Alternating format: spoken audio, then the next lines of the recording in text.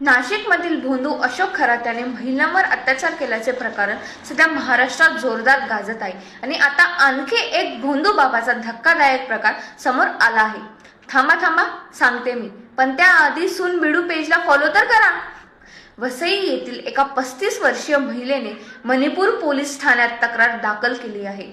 2023 मध्ये या महिलेची ओळख ऋषिकेश वैद्य यांच्याशी सोशल मीडियाद्वारे झाली होती।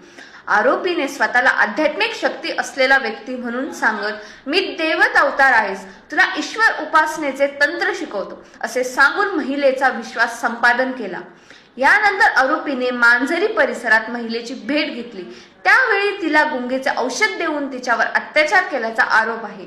तसेच पुन्हा वसई येथे बोलवून तिच्यावर बलात्कार केल्याची तक्रार महिलेने दिली आहे। ही घटना अत्यंत धक्कादायक असून अशा भोंदू लोकांविरुद्ध कडक कारवाई होणे आवश्यक आहे। यावर तुमचं काय मत आहे हे नक्की कमेंट करा। धन्यवाद।